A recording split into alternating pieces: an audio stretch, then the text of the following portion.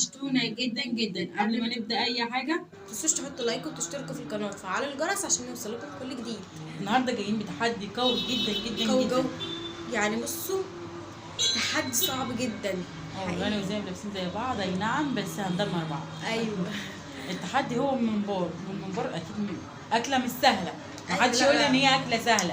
أكلة لما صعبة تدخل فيها جداً. في التحدي مش سهله خالص. ايوه طبعا مش سهل جدا، يعني انت اقصاك 2 وكده واحنا عاملين احجام عائليه. يا جماعه الممبار يلا عاملين كبير ازاي جامد. ودي برضو طبعا الممبار دي أيوة. اختياري عادي، يعني ده سلطه لسان عصفور. اختياري. والسلطه دي اختياري طبعا، لان مفيش حد بياكل محاشي الا لما يكون محشي سلطه. وعاملين هنا ملح بكمون عشان اي حد حب يحدق وكده. ايه رايكم في الشكل؟ شكل جامد. السنه اللي هكسبك. لا مستحيل. بعد ما ثبتنا الكاميرا ايوه انا الاول انا هرش ملح بكمون عشان انا بحب عليه ملح. متوقع عشان انت تكسبي بصراحه. ايوه انا متوقع لا ان انت مش هتكسبي، انا لا. يلا بسم الله الرحمن الرحيم.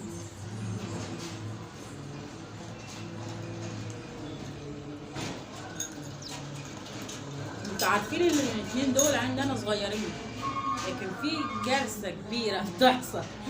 بصوا كبير بيفكرني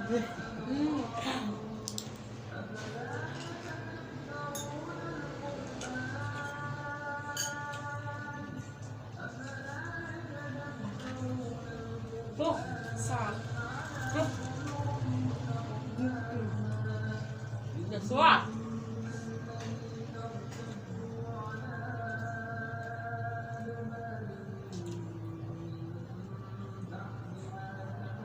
ما عنديش توقع خالص ان انا هكتب بده. من عنده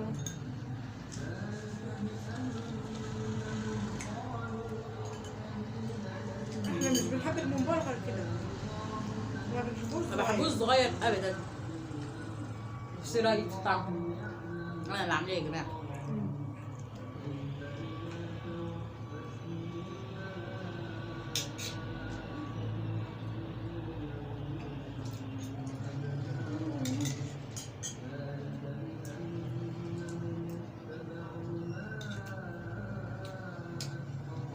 الناس اللي هتتفرج على التحدي ده هتبقوا جعانين زينا كده.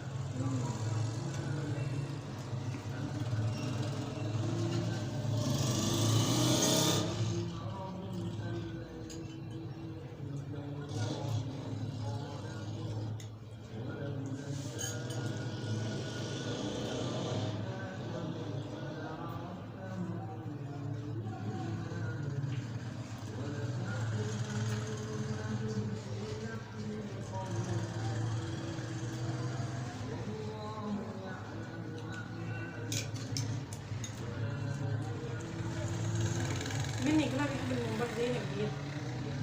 ناس كتير، وفي ناس بتحبه صغير.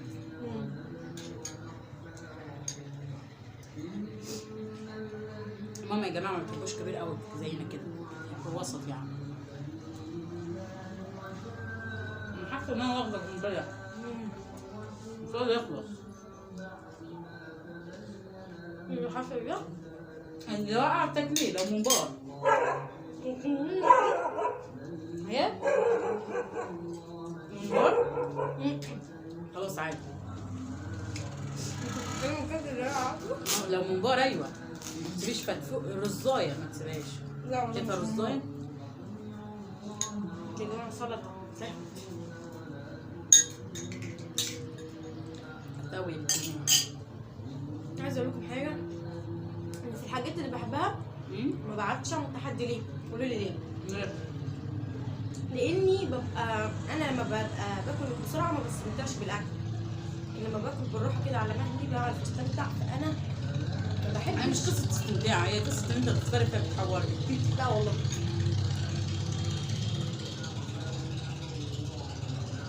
بس تحديات كتير قوي.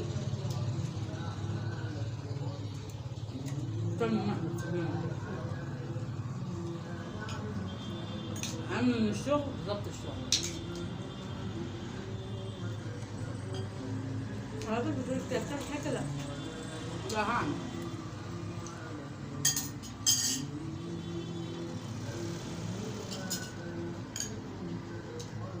المشكلة ان لسان عصفور ده تحدي وانا مش عارفة.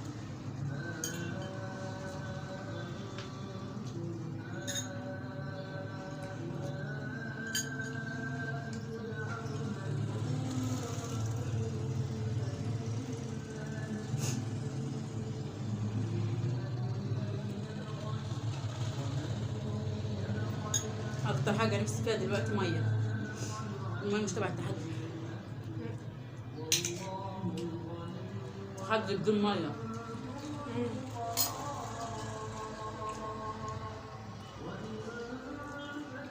ادوس على ايدك اسمه بس.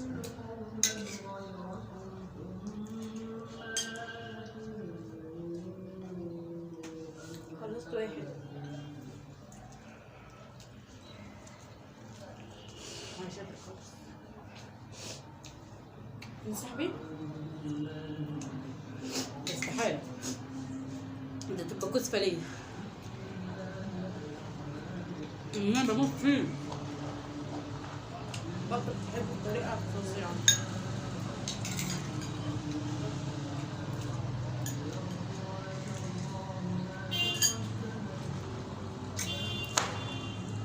لا لا.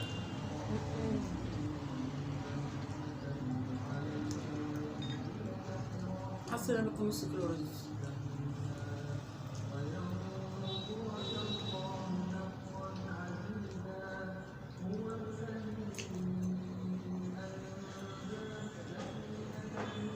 لا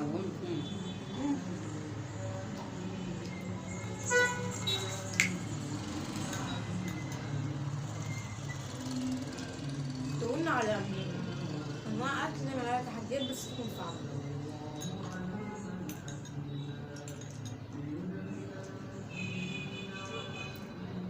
بس غير السمك وغير عشان زي ما انت بتحب السمك.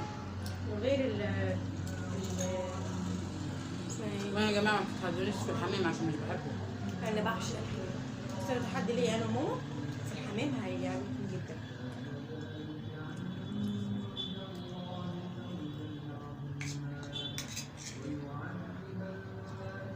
قرية مصر كلها بتحب الحمام. بتهيألي كمان.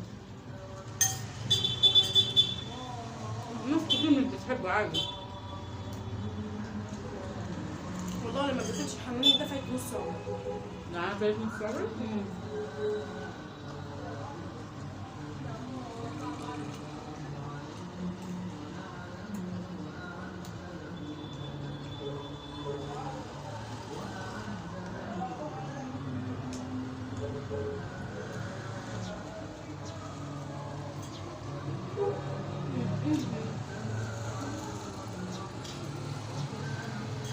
لو انتوا ممكن دلوقتي تقدروا تاكلوا التلاتة. كنت ممكن تاكل كيلو لوحدها عادي.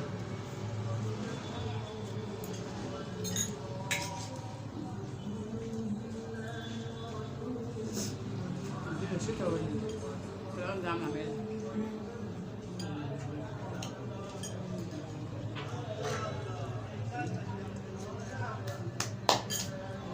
صاحبي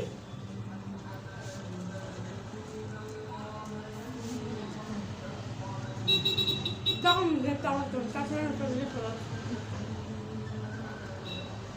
عايزة الكبير صعب قوي. قتلوا من غيري يا خونة كمان من بره.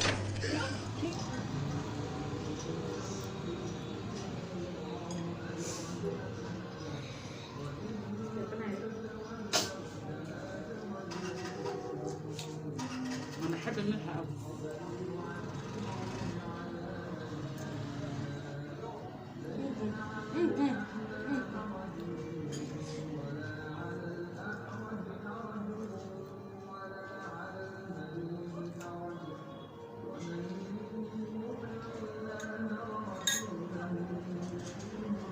تجري انت بادئ انت صعب أوي يا جماعة. الفرنان قول الحق. الساعة ده أكبر. زينب جعانة طبعا مش بتشرب كده. الموضوع بتاعنا كبير أوي.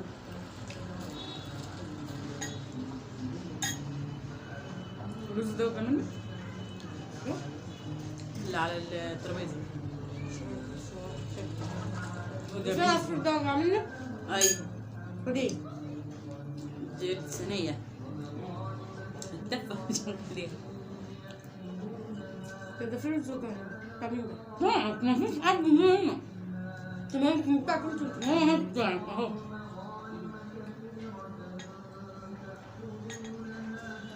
جاي رمضان وهعمل فول تشويت مقالب كده. اكيد بقى السوالف والكلام ده بقى حلو قوي. زمنة ربنا محدش شايفها هنا اهي. حلو في الذمة.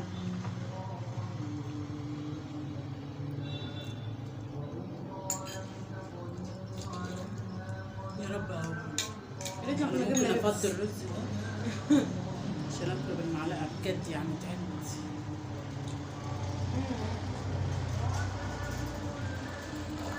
يا ريتنا كنا دخلنا لبس حد يا جماعه. خدت ايه؟ لبس.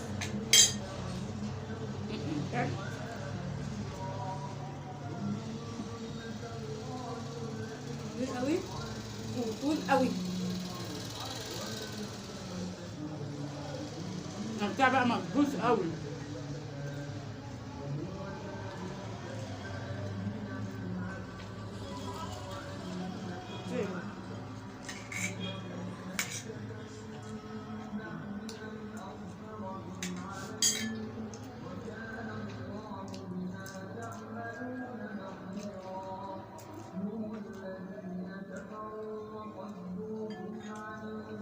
بس بروح على نفسي والله مش عشان حد بس عشان ما يوجعكيش.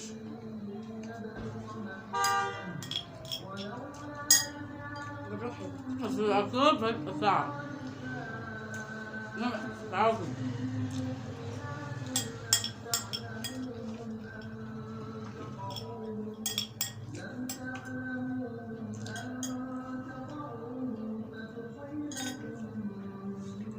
انت ليه تبساوي كده؟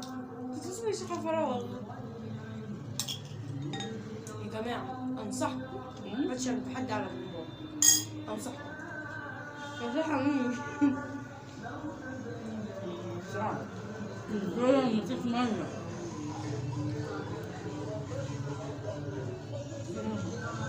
المفروض أيوة لسه كنت هقول لك المفروض كان يبقى في مية. قلت لك أجيب مية قلت لي لأ. المية ممنوعة في التخزين. قلت لي لأ أموت.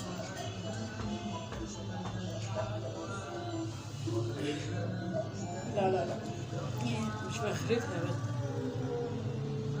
انت بتجيب لك مية؟ ممنوعة خليها كده تحدي.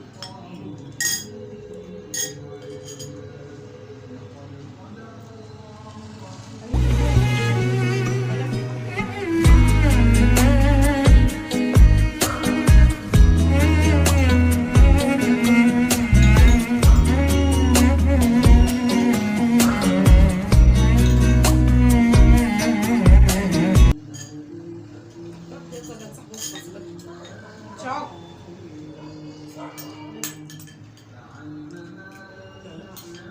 استنى.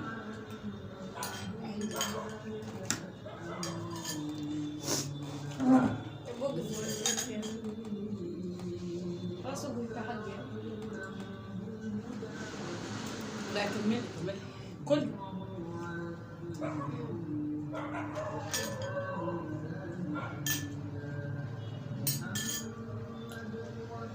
على فكرة يا جماعة انا اللي كسبانة. خلاص ننهيها على كده. لا انت زي انا كسبانة. بص انا ما عنديش رز غير يا دوبك. انا بس صبرت على فكره صوره شديده ومن غير ميه فتعبت قوي. لا انا مجرباها. فاكرين لما تعبت ما قلنا لكم. ده المحشي المفروض لازم يجي جنبيه ميه.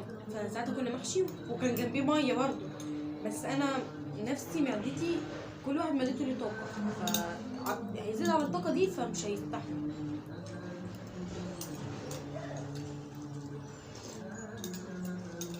انت انسحبي يا زينب. لو على موت مش هنسحب.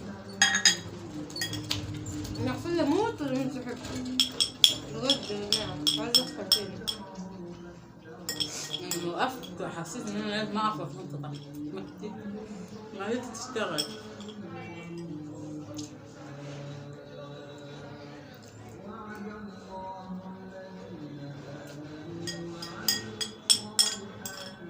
اللهم صل على الحاج يا رب. خلاص يا حبيبتي خلاص، ده يتيم بجد.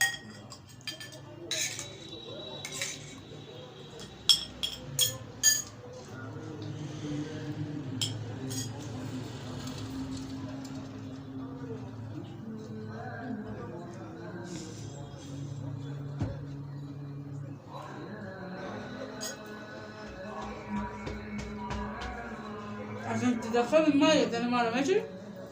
انت كان يقيس. انا نظر مش عارفه اقول.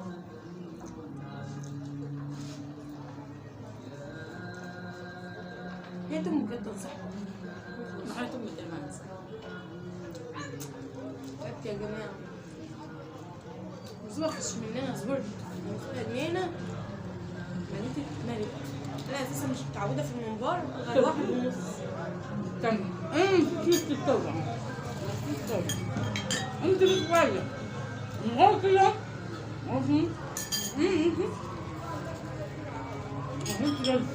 طب ايه؟ قصدي صاحبي. ده كله. انا حسيت ان انا مش عارفه ليها. يعني اكل. قصدي صاحبي.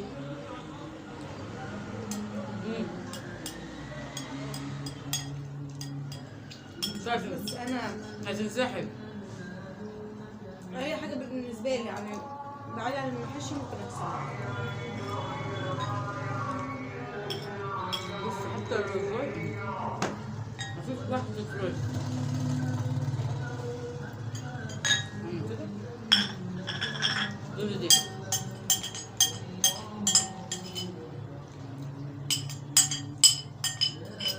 على فكرة إذا كده يبقى شكلك وحش قدام الناس. عارفة ليه؟ لأن أنت برضه في المحشي 60 مسحبتي.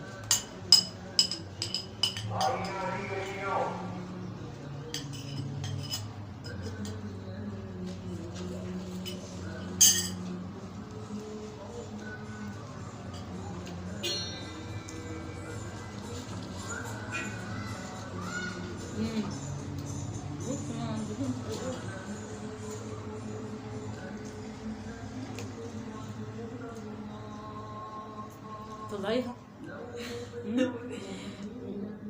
كلي لا كلي يا نهاد.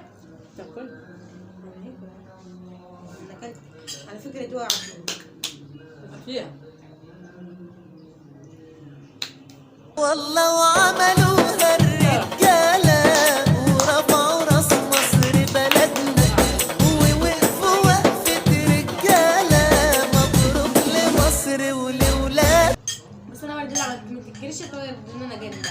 ايوه جامده يعني انت اكلت بيتزا غرديه يا دوب وكم رزايه صغيره خالص يا دوبك ودي طبعا عايز اقول لك على حاجه كمان. كتير سلطه. عايز اقول لك على حاجه اصلا الممبار ما ينفعش ما يبقاش فيه ميه.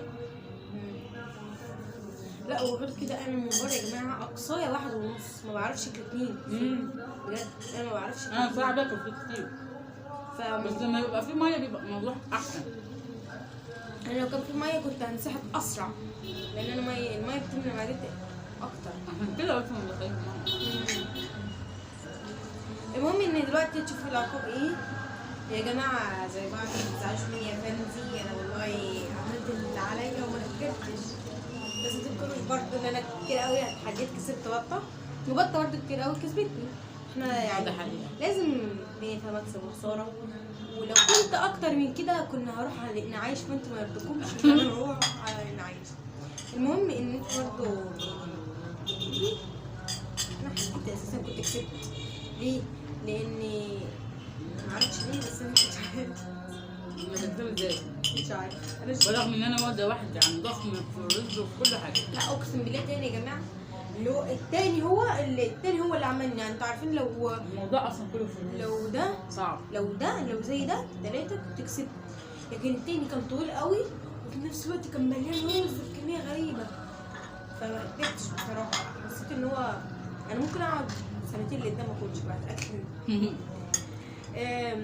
المهم دلوقتي بقى هتشوف العقاب ايه. العقاب هيبقى صعب طبعا. ماشي يا عيدي، بس اهم حاجه ان انتوا كمان تحطوا لايك وتشجعونا في الكومنتات شوفوا في القناه فعلوا الجرس اي حاجه تنزل. تكتبوا لنا تحديات ومقالب وافكار جديده نعملها في الاكل في كل حاجه. تمام. بس انا حتى زينب زعلانه قوي. تعالتيش هارد لك.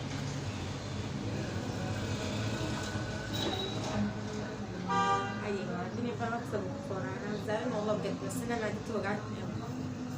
يعني كل المشكله الحمد في لله. ان هي بتوجعني. تحدي تم زي ما انا كنت عايزه. الحمد لله ان انا لما صبرت فقدت الامل. بس من ساعات كنت اجيب لك ميه ولا حاجه، بس انا اديتك روح رياضيه. لا ايوه بجد فعلا هي ادتني روح رياضيه. فالمهم ان الروح الرياضيه دي انا على فكره بص اللي هو عاملني في الاول ساعه مش ازاي كامله كمان نص. وين؟ دي بتاعتي فكده يا جماعه يكون التحدي خلص، بس ما تمشوش بعيد. ادوا نفسكم هدنه عشان احنا ندي نفسنا هدنه واعرف اعاقبها. فمش عارفه اعاقبها وانا متروسه كده. انا جوايا متروسه مكبوته. طلع لي مكبوت. انا مكبوت. انا عايز ميه. انا هموت. احنا والله عاملين زي لخمه راس يا جماعه. بنعمل احجام مش طبيعيه. في ناس يعني بتوع القاهره، يعني اغلبيه الناس بتوع القاهره بيعملوا كده. احنا لازم نعمله. انا شفت واحده عاملاها قد كده الصبع بالظبط. قلت ده صبع محشي ده برضه مش هيبقى حلو. فانا بقى عشان كده بقول لكم اغلبيه مصر بيعملوه هو كل واحد زي ما بيحب يعني يعمل حاجه. انا عن نفسي ما بحبوش غير كده. ما بحسش ان انا اكلت من بره. لو صغير فما بحسش ان انا اكلت من بره. ما بناكلش من بره غير كده. ايوه وعودنا ماما زينا. فاستنوا تحدي تاني قوي جدا جدا جدا جدا جدا، ويبقى صعب جدا جدا زي ما التحدي ده اللي كبتنا جوانا. طبعا استنوا تحدي دقيقه وتحديات جايه جامده جدا جدا جدا، وتحديات كمان تكتبوا لنا انتوا في الكومنتات وافكار جديده يعني كده في التحديات. انا ممكن يا جماعه ما اعملش عقاب من دماغي، يعني ممكن الفيديو ده ما يبقاش في العقاب، بس الفيديو الجاي هيبقى في العقاب. ازاي؟ لان انا هنزل دلوقتي بوست على التيك توك، هنزل فيديو على التيك توك ويا ريت تروحوا على التيك توك برضه وتشوفوه.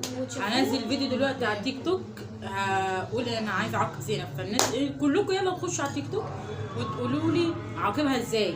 عايزه عقاب، بصوا عقاب مستاهل، عقاب صعب جدا جدا يخلي زينب تبكي بدل الدموع الدم، عشان احنا يا زينب دمار، احنا ما بنرحمش، احنا اللي دوسنا على نفسينا احنا اللي دوسنا على نفسينا وكنا بالغصب. يا زينب ما تزعليش يا جماعه، عشان زينب لو زعلت خليكم شاهدين، عشان لو زعلت انا مش مسؤوله. حتى لو زعلت عادي، بس انا هنفذ العقاب بتاعي. لا انا لو كنت اي نعم زعلانه دلوقتي وعماله تعيط، اديك شايفين دموعها من ورا ازاي، بس انا ما بصعبش عليا حد. بصوا يا جماعه عايزه اقول لكم حاجه، لو انا ما كنتش قد التحدي ما كنتش تختاروني الاول. يا عيني يا زينب. بس فانا هستحمل. وعلى فكره يا جماعه في رمضان جت لي فكره تحدي وقولوا لنا ايه رايكم فيها نعملها. على فكره يا جماعه في رمضان تحديات صعبه جدا. ماشي. على فكره يا زينب في رمضان صعبه. كل سنه وانتم طيبين، بمناسبه ان احنا لسه خلاص فاضل ايام وراس السنه تيجي علينا السنه الجديده، وكمان وربنا يجعلها سنه سعيده عليكم وعلينا يا رب، وبعدها رجب على طول سعاده يعني رمضان وبعدها شهر رجب السنه دي، غير كل سنه بقى بنحس ان طويل كده ومش راضي يجي. فالصيام في رمضان والتحديات هتبقى صعبه. لا بصوا بقى تحدي جامد جدا، تحدي الحلويات. نعمل حلويات في البيت وهنعملها.